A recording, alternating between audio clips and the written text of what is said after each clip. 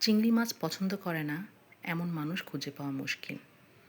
যে কোনো খাবার বা যে কোনো রান্নার মধ্যে চিংড়ি মাছ অ্যাড করলে খাবারের স্বাদ যেন আরও ৪ গুণ বেড়ে যায়। তো এমনই একটা সুস্বাদু খাবার নিয়ে উপস্থিত হলাম। আসসালামু আলাইকুম, welcome back to my channel RS kitchen. সবাই কেমন আছেন? আশা করছি যে বা যারা যেখান থেকে দেখছেন সবাই ভালো আছেন এবং সবাইকে জানাই শুভ সন্ধ্যা। তো আজকে আমি হাজির হয়েছি খুব সহজ একটা রেসিপি নিয়ে, লাউ চিংড়ি। আজকে আমি রান্না করে দেখাবো লাউ চিংড়ি কীভাবে রান্না করি। তো চলুন দেখে নিই। ফার্স্ট অফ অল ফ্রাই প্যানে কিছুটা তেল অ্যাড করলাম। এই রান্নাতে কিন্তু মশলা নাই বললেই চলে, খুবই সামান্য পরিমাণ যেটুকু দিলে না ঠিক সেটুকু মশলা দিয়ে আমি আজকে রান্না করে দেখাবো লাউ চিংড়ি। তো চলুন, প্রথমে আমি সামান্য পেঁয়াজ একটু দিয়ে দিয়েছি তেলে এবং একটা তেজপাতা এবং ১ চামচ শুধু আদা বাটা। আর কোনো মশলাই আমি এর ভেতরে দিচ্ছি না। সামান্য হলুদ, সামান্য ধনিয়া গুঁড়া, দ্যাটস ইট। আর কাঁচামরিচ। লাউ রান্নাতে কখনোই শুকনো মরিচের গুঁড়া দিতে নেই। মাত্রা অতিরিক্ত ঝাল কিন্তু লাউয়ের তরকারিতে মোটেও ভালো লাগে না।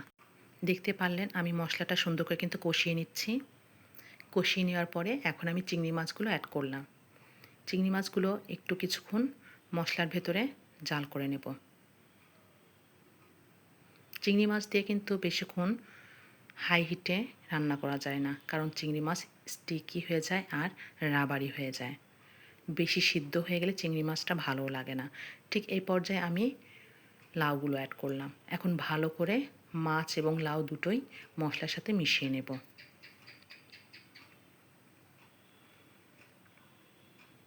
লাউ কিন্তু পর্যাপ্ত পানি সবজি, এটা থেকে কিন্তু পানি বের হবে, আলাদা করে পানি দেওয়ার কিছুই নেই।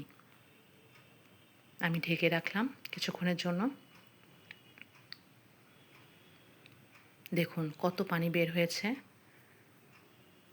লাউয়ের তরকারিতে আলাদা কোনো পানি দিয়ে রান্না করতে হয় না, কারণ লাউ নিজে থেকেই পর্যাপ্ত পানি ছাড়ে। রান্নাটা কিন্তু খুবই সহজ। দেখেন আমার কিন্তু রান্নাটা হয়ে গেল। তো আমি এই পর্যায়ে কিছু ধনিয়া পাতা অ্যাড করছি। আর লাউয়ের তরকারি যত পারবেন খুব সামান্য পরিমাণ মশলা দিয়ে রান্না করে খাওয়ার চেষ্টা করবেন। দেখবেন লাউয়ের এক্স্যাক্টলি যে টেস্টটা, অথেন্টিক টেস্টটা তখন পাওয়া যায়। এই ছিল আমার লাউ চিংড়ি রান্না। ভালো লাগলে অবশ্যই কমেন্ট বক্সে জানাবেন। রেসিপিটা দেখে নিশ্চয়ই বুঝতে পারছেন এই রান্নাটা কতটা সহজ, খেতেও কিন্তু মাশাআল্লাহ অনেক সুস্বাদু হয়। কারণ সব রান্নাতেই যে বেশি মশলা দিলে রান্না ভালো হবে কথাটা কিন্তু এমন নয়। কিছু কিছু রান্না আছে পরিমাণ মতো সীমিত মশলাতেও তার অথেন্টিক টেস্টটা পাওয়া যায়। ভালো থাকবেন, আল্লাহ হাফেজ। আর নতুন হলে অবশ্যই আমার চ্যানেলটিকে সাবস্ক্রাইব করবেন।